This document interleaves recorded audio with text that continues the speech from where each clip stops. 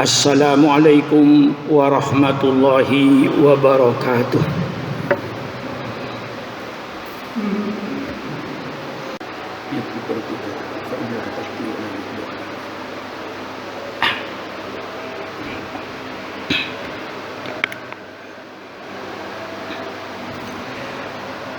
Alhamdulillah, alhamdulillahil qaili fi kitabihil karim. Daraballahu mathalan qaryatan kanat aminatan mutmainnah ya'tiha rizquha min kulli makan fakafarat bi an'amillah fa'adhaqallahu libasal ju'i wal khawfi bima kanu yasna'un. Asyhadu an la ilaha illallah wahdahu la syarika lah, lahul mulku wa lahul hamdu yuhyi wa yumiitu wa huwa ala kulli syai'in qadir.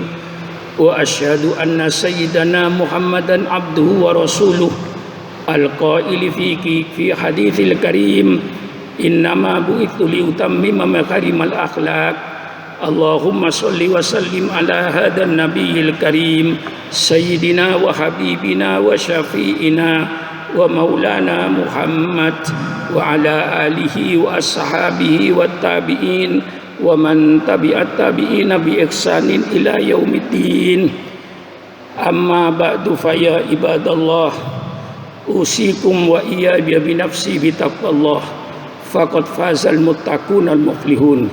Ittaqullaha haqqa tuqatih wa la tamutunna illa wa antum muslimun. Ma'asyiral muslimin rahimakumullah.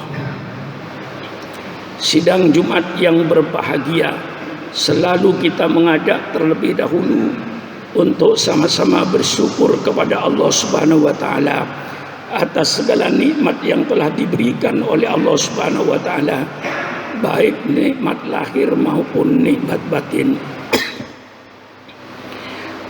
Alhamdulillah, kita dipanjangkan umur oleh Allah Subhanahu wa taala, berarti kita masih diberikan kesempatan untuk istighfar, untuk bertaubat, dan untuk menambah amal-amal soleh di hadapan Allah Subhanahu wa taala.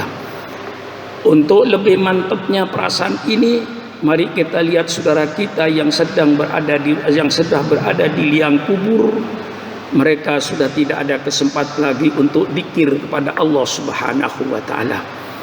Alhamdulillah, kita diberikan kesehatan yang baik sehingga kita dapat menjalankan apa yang diperintahkan oleh Allah Subhanahu wa taala. Untuk lebih mantapnya perasaan ini, mari kita lihat saudara-saudara kita yang sedang terlentang di rumah sakit, di infus. Mereka tidak bisa berbuat apa-apa. Alhamdulillah, kita diberikan kesehatan yang baik. Tidak kurang pentingnya, alhamdulillah, kita diberikan iman dan Islam yang merupakan nikmat yang terbesar, yang selalu saya katakan setiap khutbah Jumat. Berbahagialah orang-orang yang dikawal oleh iman. Berbahagialah orang-orang yang dipandu oleh imamnya di mana dan kapanpun mereka berada. Insya Allah pasti selamat. Celakalah manusia-manusia yang dikawal oleh hawa nafsunya. Sidang Jumat yang berbahagia, sebagaimana kita maklumi bahwa kita ini hidup terdiri daripada dua faktor. Pertama, faktor jasmani. Yang kedua, faktor rohani. Yang kedua-duanya harus kita penuhi kebutuhannya. Kebutuhan jasmani kita harus memenuhinya, juga tidak kurang pentingnya kebutuhan rohani. Kebutuhan jasmani yang diistilahkan oleh kita diatasi oleh ekonomi. Apa yang disebut ekonomi itu? Ekonomi itu segala aktivitas manusia untuk memenuhi kebutuhan jasmaninya, itu namanya ekonomi. Aktivitas yang manapun saja, kalau aktivitas itu untuk memenuhi kebutuhan jasmani, itu namanya ekonomi. Maka untuk mengatasi kebutuhan jasmani, timbullah sumber-sumber yang dibutuhkan oleh jasmani kita. Timbullah yang namanya pertanian. Orang bergerak di bidang pertanian itu termasuk adalah aktivitas ekonomi. Ada yang bergerak di bidang bisnis. Orang yang bergerak di bidang bisnis itu termasuk untuk memenuhi kebutuhan jasmaninya. Ada yang bergerak di bidang pertanian dan seterusnya dan seterusnya. Yang saya katakan segala aktivitas manusia yang tujuannya untuk memenuhi kebutuhan jasmaninya itu adalah yang disebut ekonomi. Oleh sebab itu, kalau badan kita sehat, kebutuhan jasmani kita teratasi, tubuh kita tidak kekurangan vitamin, maka timbullah apa yang disebut kekebalan tubuh atau antibodi. Pada saat tubuh manusia kokoh dan kuat dengan antibodinya, maka segala penyakit-penyakit yang mau masuk ke tubuh kita langsung diserang oleh antibodi, sehingga penyakit-penyakit tidak masuk, kita menjadi sehat.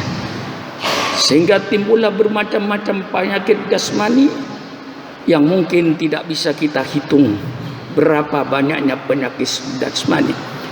Imam Ghazali rahimahullah berkata, kalau manusia yang sakit jasmaninya, pasti dia segera lari ke dokter, tidak tahan untuk menderita penyakit jasmani ini. Tapi kalau orang yang sakit rohaninya, kadang-kadang mereka tenang-tenang saja tidak berobat. Pertanyaannya, mana lebih berbahaya, penyakit jasmani atau penyakit rohani? Kedua-duanya tentu berbahaya. Tetapi yang paling berbahaya adalah penyakit rohani. Kalau penyakit jasmani hanya diderita oleh orang yang sakit saja. Tetapi yang namanya penyakit rohani itu bukan diderita oleh orang sakit. Bisa merusak alam sekitarnya, bisa merusak masyarakat. Bahkan penyakit-penyakit rohanilah yang menghancurkan suatu negara. Berapa banyaknya penyakit rohani? Saya kira sulit untuk dihitung. Banyak penyakit rohani. Beberapa hal saja yang saya tunjukkan dalam kesempatan khutbah Jumat ini. Pertama, penyakit rohani yang disebut hubbud dunya, cinta kepada dunia, serakah, tamak, ingin menumpukkan kekayaan tanpa peduli terhadap orang lain. Itu namanya hubbud dunya. Hubbud dunya ini disebutkan dalam hadis ra'su kulli khati'atin, sumber segala macam kesalahan, sumber segala bencana itu karena ditimbulkan oleh satu hubbud dunya. Hubbud dunya, senang kepada dunia. Apa dunia itu? Dunia ini digambarkan dalam ayat Al-Quran.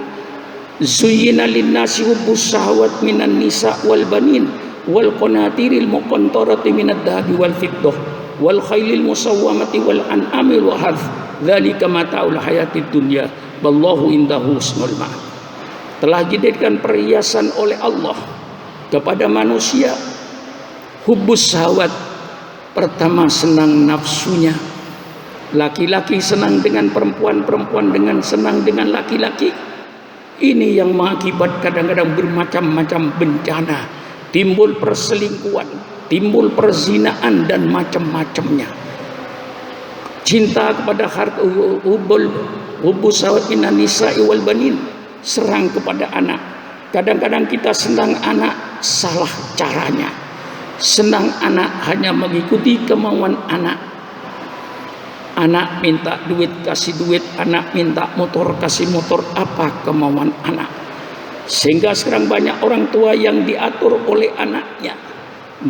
Yang diatur orang tua yang diatur oleh anaknya. Bukan anak yang diatur oleh orang tua. Ini zaman akhir. Sekarang kadang-kadang orang tua takut sama anak. Bukan anak yang takut sama tua. Bagaimana tidak hancurnya rumah tangga dikala rumah tangga diatur oleh anak-anak, mengikuti kemauan anak-anak, bukan orang tua yang mengatur anak. Sayang kepada anak di dalam Al-Quran, hendaknya selamatkan anaknya dari api neraka. Ku anfusakum wa ahlikum naro, jagalah dirimu dan jagalah keluargamu dari api neraka. Sayang anak, selamatkan anakmu dari api neraka. Didik dengan pendidikan agama sehingga menjadi orang yang beriman kepada Allah, bertakwa kepada Allah, menjalankan perintah Allah dan menjauhi larangan Allah. Itu namanya sayang anak. Kalau saudara-saudara membiarkan anaknya tidak sholat, dibiarkan, tidak baca Quran, dibiarkan, bermain-main dibiarkan tanpa dibimbing untuk beribadat kepada Allah, itu bukan orang tua yang sayang anak. Orang tua yang telah mengkhianati amanat yang diberikan oleh Allah Subhanahu wa taala. Wal qanatiril muqantarati minad dhahabi wal fiddah. Orang itu tamak kepada harta yang bertumpuk-tumpuk daripada emas dan perak. Dari serakannya untuk menumpuk kekayaan, lupa apa yang dilarang oleh Allah Subhanahu wa taala. Yang penting kaya. Nilai-nilai agama sudah disingkirkan. Dia tidak bertanya lagi halal apa haram. Itu sudah tidak peduli. Yang penting dia mendapatkan kekayaan. Apakah dengan sogok menyogok, apakah dengan suap menyuap, apakah dengan mengurangi timbangan, apa dengan korupsi, makan duit rakyat, itu yang paling dahsyat. Kalau kita pakai akal sehat, setelah kita itu membentuk Negara Kesatuan Republik Indonesia dengan istilah NKRI, Negara Kesatuan Republik Indonesia yang demokrasi, kita pilih pemimpin-pemimpin kita dengan biaya yang miliarkan, bahkan triliunan biaya untuk memilih pemimpin. Setelah pemimpin itu kita pilih, apa yang terjadi? Kita gaji pemimpin itu dengan gaji yang cukup. Ada yang gajinya 60 juta, 100 juta satu bulan. Subhanallah, subhanallah. Sudah dipilih dengan biaya yang mahal. Begitu duduk menjadi pemimpin, kita gaji dengan gaji yang begitu tinggi. Subhanallah, subhanallah, subhanallah. Kok masih tega? Kok masih sampai hati ngerampok duit rakyatnya? Apalagi yang dirampok duitnya fakir miskin seperti bantuan sosial itu. Subhanallah, naudzubillah. Ini karena mental, karena sakit rohaninya, sakit rohani hubud dunia tadi itu. Karena hubud dunianya itulah bukan hanya merusak dirinya, merusak bangsa dan merusak negara. Orang senang pula kepada kendaraan-kendaraan yang bagus-bagus tanpa memperhatikan caranya halal apa haram. Allah tidak melarang kita kaya. Inilah ajaran Islam, tidak dilarang kita kaya. Hanya saja cara mencari kekayaan itu yang diatur oleh Islam. Setelah kaya diatur oleh Islam, kaya bukan untuk dirinya sendiri. Lihat kanan kirinya, ada fakir miskin apa tidak? Lihat kanan kirinya, apa ada bangunan untuk kepentingan masyarakat seperti masjid, pondok pesantren dan lain-lainnya. Kekayaan bukan untuk dirinya sendiri, tapi untuk kepentingan masyarakat. Cinta kepada perkebunan, cinta kepada binatang ternak wal an'am. Semua orang ingin mempunyai ternak kambing 5.000 ekor, ingin mempunyai ternak sapi 5.000 ekor, dan seterusnya dan seterusnya. Ini dalam Al-Quran terperinci nafsu-nafsu manusia ini. Wal harth, dan manusia senang kepada pertanian, ingin memiliki kebun kelapa sawit 1.000 hektar, ingin memiliki kebun kopi 1.000 hektar. Ini semuanya tertulis dalam kitab suci Al-Quran tentang nafsu-nafsu manusia ini. Kalau tidak dikendalikan, maka hancurlah manusia ini. Itu diantara penyakit yang namanya hubud dunia, penyakit tamak, penyakit serakah. Penyakit ini tentu tidak memilih kepada siapa berjangkitnya.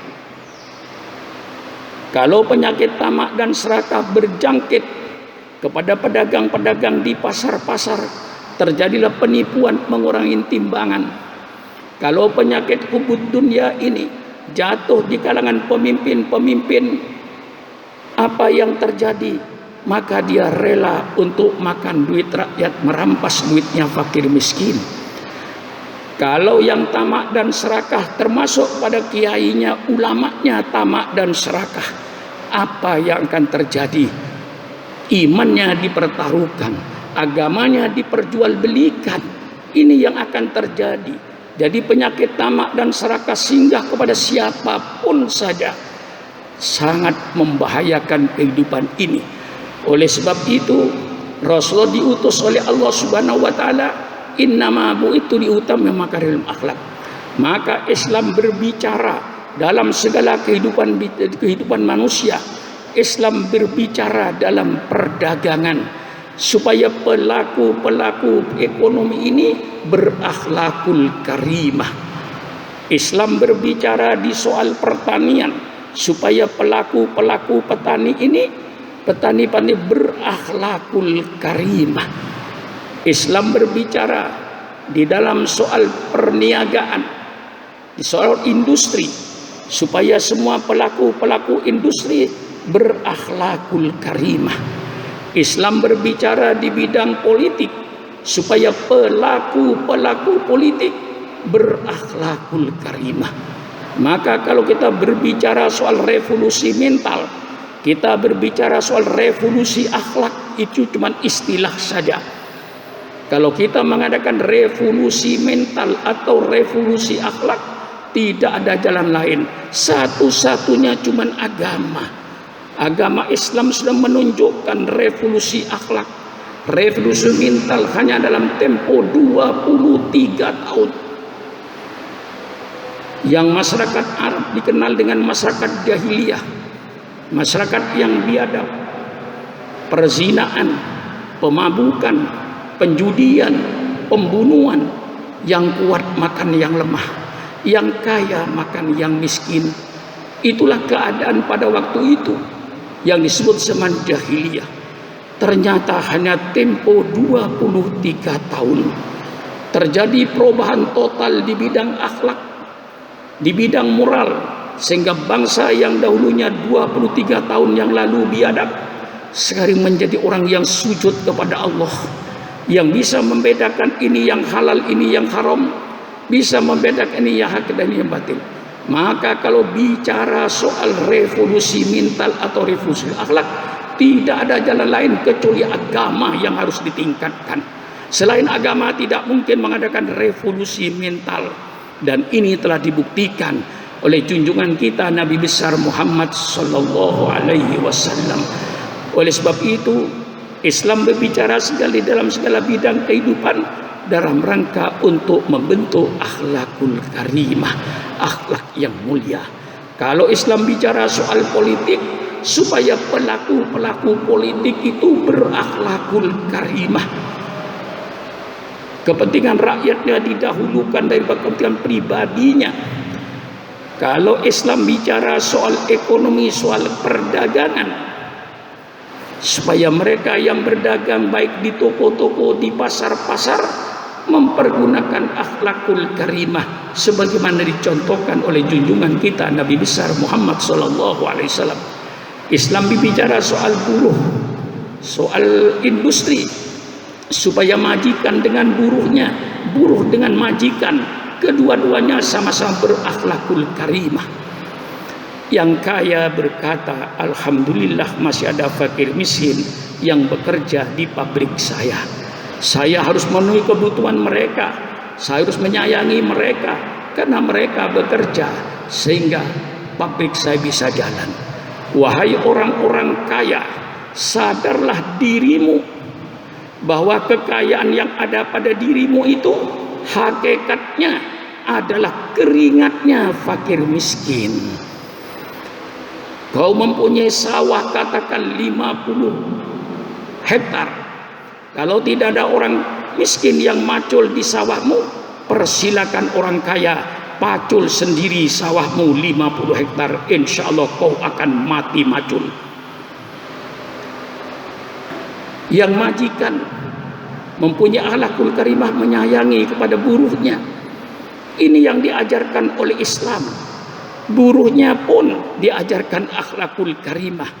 Kata yang miskin, alhamdulillah masih ada orang kaya. Istri saya bisa makan, anak saya bisa makan, maka saya akan kerja dengan sebaik-baiknya, karena ini termasuk kehidupan saya.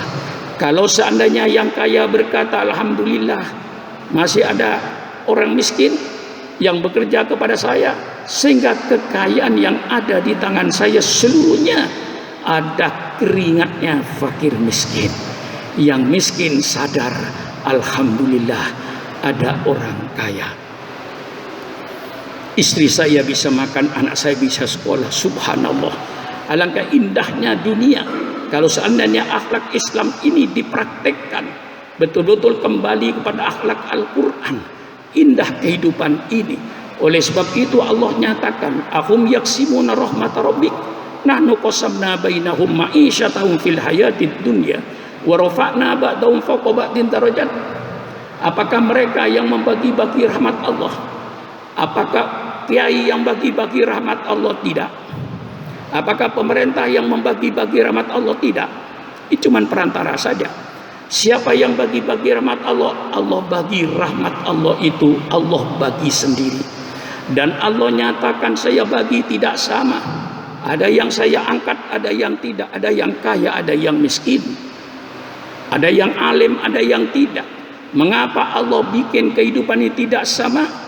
Agar satu dengan yang lain saling butuh dan membutuhkan. Kalau seandainya kaya semua, barangkali akan terjadi apa kata orang Betawi, lo gua. Gua nggak butuh lo nggak butuh gua. Apa yang terjadi kalau ini? Sehingga dijadikan kehidupan itu berbeda oleh Allah, supaya yang satu membutuhkan yang lain, yang lain membutuhkan yang lain, saling butuh dan membutuhkan. Inilah yang akan terjadi, saling hormat menghormati. Maka moral dan akhlak itu ditanamkan oleh Islam di dalam segala bidang kehidupan, sehingga indah kalau seandainya akhlak, revolusi akhlak ini, revolusi mental ini dikembalikan kepada Al-Quran dan Sunnah Rasulullah. Disitulah kekayaan Al-Quran dan kekayaan Sunnah Rasulullah. Mencari akhlak apapun bentuknya di situ ada. Akhlak anak terhadap orang tua terhadap anak, guru terhadap murid, murid terhadap guru. Semuanya diatur oleh Islam dengan akhlakul karimah dalam segala bidang kehidupan. Inilah barangkali yang saya sampaikan dalam kesempatan ini. Mudah-mudahan apa yang sampaikan ini menambah iman kita kepada Allah Subhanahu wa taala, menambah keteguhan kita dalam iman kita kepada Allah. Mari kita sadari semua bahwa satu saat kita pasti kembali kepada Allah. Lihatlah alumni-alumni yang sudah kembali kepada Allah. Itu semuanya pasti akan dialami oleh setiap manusia. Maka kita tidak perlu kapan datangnya mati. Yang penting persiapan apa untuk menghadapi mati. Kita tidak perlu bertanya kapan kita ada tamu. Tamu bisa datang sewaktu-waktu. Yang penting bukan kapan datangnya tamu, suguhan apa. Seandainya tamu datang sewaktu-waktu, persiapkan suguhannya. Pun mati seperti itu, mati akan datang sewaktu-waktu. Hanya Allah yang tahu. Tidak usah tanya kapan saya mati, tidak usah takut kapan saya mati. Yang terpenting suguhan apa, persiapan apa yang akan saya suguhkan kalau seandainya mati datang sewaktu-waktu. Maka marilah kita jaga sholat kita semua, sholat 5 waktu kita jaga, berjamaah juga kita jaga. Mari seluruhnya perintah-perintah Allah kita laksanakan. Ingatlah bahwa nantinya kami akan kembali kepada Allah Subhanahu wa taala. Inna ablawal kalami kalamullahil malikil mannan wa idza quri'al qur'anu fastami'u lahu wa ansitu la'allakum turhamun. A'udzu billahi minasyaitonir rajim. Bismillahirrahmanirrahim. Daraballahu matalan qaryatan kanat aminatan mutmainnah ya'tiha rizquha miraghadan min kulli makan fakafarat bi an'amillah fa'adzaqallahu libasal ju'i wal khaufi bima kanu yasnaun. Barakallahu li wa lakum fil Qur'anil azim wa nafa'ani wa iyyakum bima fihi minal ayati wa dzikril hakim wa aqulu qawli hadza wa astaghfirullah li wa lakum fastaghfiruh innahu huwal ghafurur rahim. Allah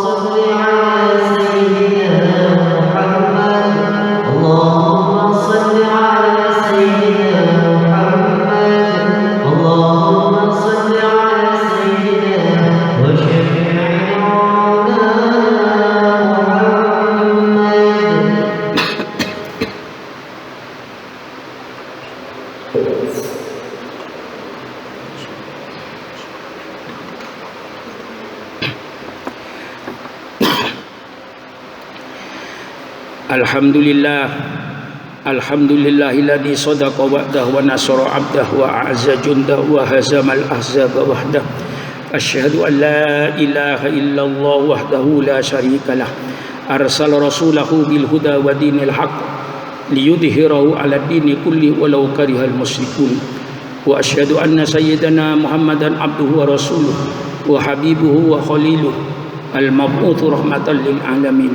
Allahumma salli wa sallim ala hadan nabiyil karim sayyidina wa habibina wa syafi'ina wa maulana Muhammad wa ala alihi wa ashabihi wa tabi'in wa man tabi'at tabi'ina bi ihsanin ila yaumiddin. Amma ba'du, fa ya ibadallah ittaqullaha haqqa tuqatih wa la tamutunna illa wa antum muslimun wa'lamu anna Allaha amarakum amran amima wa qala ta'ala wa lam yazal qailan alima innallaha wa malaikatahu yusholluna 'alan nabi ya ayyuhalladzina amanu shallu 'alaihi wa sallimu taslima. Allahumma shalli wa sallim Allahumma shalli ala sayidina Muhammad wa ala ali sayidina Muhammad kama shallaita ala sayidina Ibrahim wa ala ali sayidina Ibrahim wa barik ala sayidina Muhammad wa ala ali sayidina Muhammad kama barakta ala sayidina fil alamin innaka Hamidum Majid. Allahumma rida 'anil khulafa'ir rasyidin sayyidina Abi Bakri wa Umar wa Uthman wa Ali wa an baqiyatis sahabatis ajma'in. Allahumma ighfir lil mu'minina wal mu'minat wal muslimina wal muslimat al ahya'i minhum wal amwat. Allahumma aslih ya Allah man fi salahihi salahul Islam wal muslimin. Allahumma aslih ya Allah man fi salahihi salahul Islam wal muslimin. Allahumma aslih ya Allah man fi salahihi salahul Islam wal muslimin. Allahumma ahlik ya Allah man fi halakihi salahul Islam wal muslimin. Allahumma ahlik ya Allah man fi halakihi salahul Islam wal muslimin. Allahumma ahlik ya Allah man fi halakihi salahul Islam wal muslimin. Allahumma a'izzal Islam wal muslimin. Allahumma ansur umat Sayyidina Muhammad. Allahumma ufir umat Sayyidina Muhammad. Allahumma arham umat Sayyidina Muhammad. Allahumma hdi umat Sayyidina Muhammad. Allahumma hdul man khadala umat Sayyidina Muhammad. Ya Hayyu ya Qayyum ya Aziz Ghafar ya Arhamar Rahimin. Ya dafi'al bala idfa annal bala. Ya dafi'al bala idfa annal bala.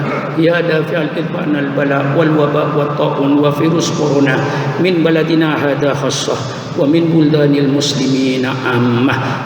Rabbana atina fid dunya hasanah wa fil akhirati hasanah wa qina adzabannar. Subhana rabbika rabbil izzati amma yasifun wa salamun alal mursalin walhamdulillahi rabbil alamin. Fa ya ibadallah innallaha ya'muru bil adli wal ihsan wa ita'i dzil qurba wa yanha 'anil fahsya'i wal munkari wal baghi ya'idukum la'allakum tadhakkarun waskuru ala ni'ami yazidkum wa dzkurullaha yadhkurkum wa la dzikrullahi ajallu akbar.